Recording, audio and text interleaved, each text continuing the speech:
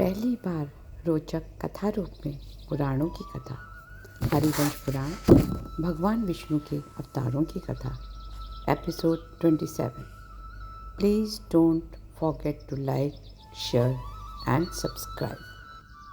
वैशंपायन जी कहते हैं, श्रीवत्स चिन्ह विभूषित देवीश्वर बुद्धिमान भगवान विष्णु के सहस्त्रों अवतार हो चुके हैं और भविष्य में भी समय समय पर बारंबार होते रहेंगे। इसमें संशय नहीं है, ऐसा ब्रह्मा जी का कथन है। समस्त भूतों की आत्मा भगवान श्री हरि देवताओं और मनुष्यों का कल्याण तथा लोगों का अभ्युदय करने के लिए आवश्यकतावश बारंबार अवतीर्ण होते हैं। जन्मेजय, मैं तुमसे भगवान विष्णु की यह दिव्य कथा कहता हूँ, इसे श्रवण करो। भारत जब जब धर्म का पतन होता है तब तब प्रभु धर्म को दृढ़ रूप में स्थापित करने के लिए अवतार ग्रहण करते हैं। राजन, महाप्रलय के समय जब देवता, असुरगण, नाग तथा राक्षस आदि समस्त चराचर प्राणी नष्ट हो गए थे, तब उस जल प्रलय में दो अत्यंत दुर्धर्ष दानव प्रकट हुए। उनके नाम थे मधु और कैटभ। वे दोनों युद्ध चाहते थे। भगवान विष्णु ने दोनों को मोक्ष का अनुपम वर देकर मारा था। पूर्व काल में जब कमलनाथ भगवान विष्णु समुद्र के जल में शयन कर रहे थे, उनकी नाभि से एक कमल प्रकट हुआ, जिसमें पहले ऋषियों सहित संपूर्ण देवताओं का प्रादुर्भाव हुआ। भगवान का जो वराह अवतार है, इस अवतार के समय सूर्य श्रेष्ठ भगवान विष्णु ने वराह रूप धारण कर पर्वत और वन सहित समुद्र तट तक की सारी पृथ्वी का जल से उद्धार किया था। उन सहस्त्रों सिर वाले भगवान वराह ने, जो देवताओं के आदि कारण हैं, ने एक कारण के जल में प्रवेश करके उसमें डूबी हुई पर्वत, वन और काननों सहित समुद्र तक की सारी पृथ्वी को अपनी दाढ़ से ऊपर उठाकर संपूर्ण लोगों के हित की कामना से पुनः उसे जल के ऊपर स्थिरतापूर्वक स्थापित कर दिया। इसके बाद नरसिंह अवतार हुआ। इस अवतार में भगवान ने नरसिंह का रूप धारण करके हिरण्यकशिपु नामक दैत्य का वध किया। राजन, पहले सतयुग में देवताओं का शत्रु हिरण्यकशिपु समस्त दैत्यों का आदि पुरुष था। उसे दैत्य ने हजारों वर्षों तक कठोर तपस्या करी। उसकी तपस्या से प्रसन्न हो ब्रह्मा जी ने उससे वर मांगने को कहा। तब वह पितामह से बोला, पितामह, मुझे देवता, असुर, गंधर्व, नाग, राक्षस, मनुष्य और पिशाच कोई मार न सके। तपस्वी, ऋषि, मुनि कुपित हो मुझे श्राप न दे सके। शस्त्र से, न अस्त्र से, न पर्वत अथवा वृक्ष से, न सूखे से, न गीले से, न किसी दूसरे आयुध से मेरा वध हो। मैं आपसे यही वर मांगता हूँ। यह सुन ब्रह्मा जी हंसकर बोले, तात, यह दिव्य और अद्भुत वर मैंने तुम्हें दे दिए। और फिर वह अदृश्य हो गए। तदंतर नाग, गंधर्व और मुनि यह वरदान सुनकर ब्रह्मा जी के पास गए और बोले, प्रभु, इस वर के प्रभाव से तो यह असुर हम लोगों को सदा ही महान कष्ट पहुंचाता रहेगा, अतः आप उसके वध का भी कोई उपाय सोचिए। देवताओं के यह वचन सुन ब्रह्मा जी ने उन्हें आश्वासन देते हुए कहा, देवताओं, उस असुर को तपस्या का फल अवश्य प्राप्त होगा। जब फल भोगते भोगते तपस्या का पूर्ण क्षीण हो जाएगा, तब भगवान विष्णु स्वयं ही उसका वध करेंगे। ब्रह्मा जी के मुख से यह सुन सभी देवता, ऋषि आदि प्रसन्नचित्त हो अपने अपने स्थानों पर चले गए। इधर वर पाते ही हिरण्यकशिपु समस्त प्रजा को कष्ट देते होने लगा। तीनों लोकों में रहने वाले देवताओं को हराकर त्रिलोकी के राज को अपने वश में कर वे महान असुर दानव स्वर्ग में रहने लगा। तब आदित्य, रुद्र, विश्वदेव और मरुदगण मिलकर सनातन ब्रह्म रूप महाबली विष्णु की शरण में गए और बोले, देवेश्वर, आप हिरण्यकशिपु के भय से हमारी रक्षा करें। भगवान विष्णु देवताओं से बोले, देवताओं, भय छोड़ दो, मैं तुम्हें अभय देता हूँ। तुम शीघ्र ही पहले की भांति स्वर्ग लोक को प्राप्त कर लोगे। वैशंपायन जी कहते हैं, राजन, ऐसा कह भगवान विष्णु ने देवताओं को विदा कर दिया और स्वयं हिरण्यकशिपु की सभा में पधारे। उस समय प्रभु ने अपना आधा शरीर मनुष्य का और आधा शरीर सिंह का बना लिया था। इस तरह नरसिंह रूप धारण कर वह आए। भगवान नरसिंह ने हिरण्यकशिपु को एक ही बार से यमलोक पहुंचा दिया। अब वामन अवतार का वर्णन सुनो। पूर्व काल में सर्वशक्तिमान भगवान विष्णु वामन रूप धरकर बलवान बलि के यज्ञ में गए और वहां उन्होंने अपने 3 ही पग से त्रिलोकी को नापकर बड़े बड़े असुरों को क्षुब्ध कर दिया। फिर श्री विष्णु ने असुरों को हराकर स्वर्गलोक का राज्य इंद्र को दे दिया। इसके बाद जो अवतार हुआ वह दत्तात्रेय के नाम से विख्यात हुआ। भगवान दत्तात्रेय बड़े ही क्षमाशील थे। उस समय वेद लुप्त हो गए थे, वैदिक प्रक्रिया और यज्ञ भी प्रायः नष्ट हो गए थे। चारों वर्णों में संकीर्णता आ गई थी। धर्म शिथिल हो चला था, अधर्म बड़े जोरों से बढ़ रहा था, धर्म पाखंड से मिश्रित हो गया था। ऐसे समय में भगवान दत्तात्रेय ने यज्ञ और क्रियाओं सहित वेदों का पुनरुद्धार किया और चारों वर्णों को पृथक पृथक करके उन्हें व्यवस्थित कर दिया। भगवान दत्तात्रेय ने हैयवंशी बुद्धिमान राजा कार्तवीर्य को वर दिया, निष्पाप नरेश, तुम्हारी 2 भुजाएं मेरे वरदान के प्रभाव से युद्ध के समय 1000 भुजाओं में परिणत हो जाएंगी।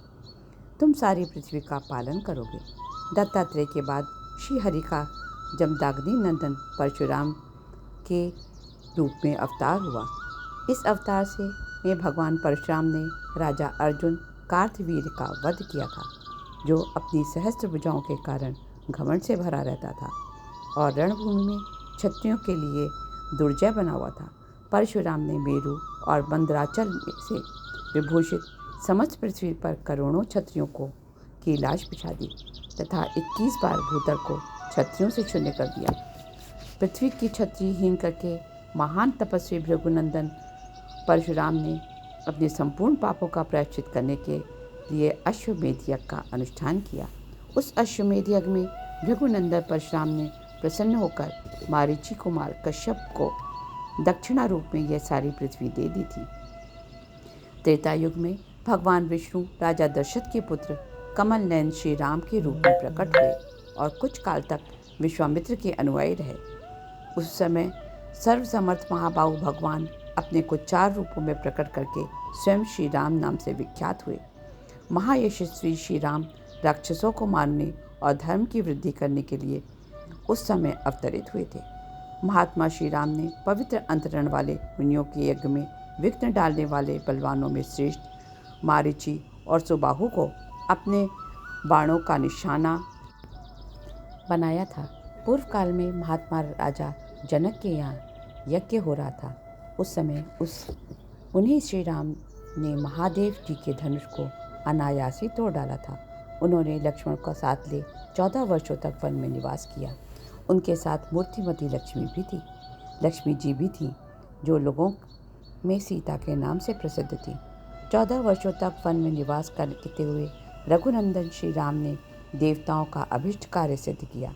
वन में दुष्ट रावण ने सीता का अपहरण कर लिया था, इसलिए सीता का पता लगाते हुए लक्ष्मण के साथ जाकर उन्होंने भयानक पराक्रमी राक्षस विराट और कुबंध कबंधन का मार डाला, जो वास्तव में पुरुष श्री गंधर्व थे, किंतु शापग्रस्त होकर राक्षस हो गए थे। श्री राम ने अपने मित्र सुग्रीव की भलाई के लिए युद्ध में महाबली वानर राजा बाली को मार डाला और उसके राज्य पर सुग्रीव का अभिषेक कर दिया। उन दिनों राक्षस राजा रावण देवता, असुर, यक्ष, गंधर्व और नागों के लिए अवध्य हो रहा था।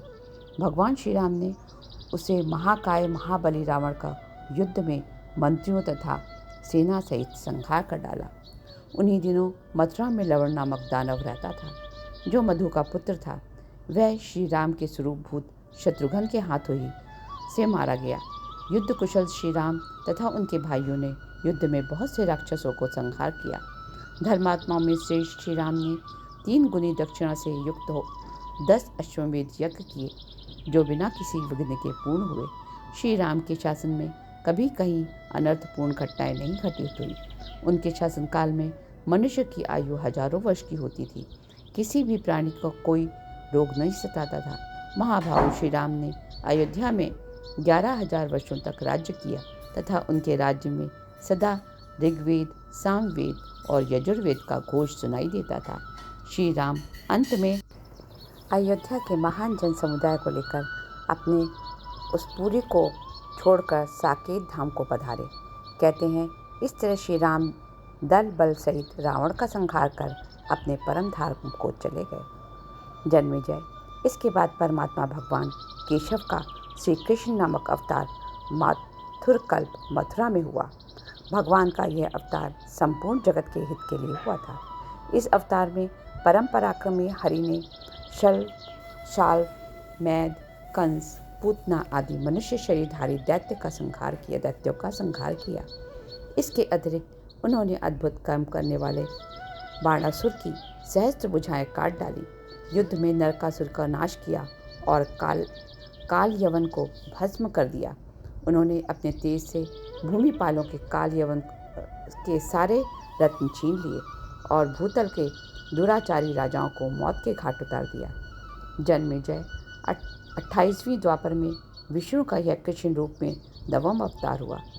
इसे कुछ पहले ही उनका 10वां अवतार भी हो गया था, जो वेद व्यास नाम से प्रसिद्ध है। उन सत्यवती पुत्र वेद व्यास ने एक वेद के 4 भाग किए और उन्होंने ही भारतवंश की लुप्त हुई परंपरा को पुनः प्रचलित किया। राजन, भविष्य में होने वाले अवतारों में पहले बुद्ध का प्राकट्य होगा।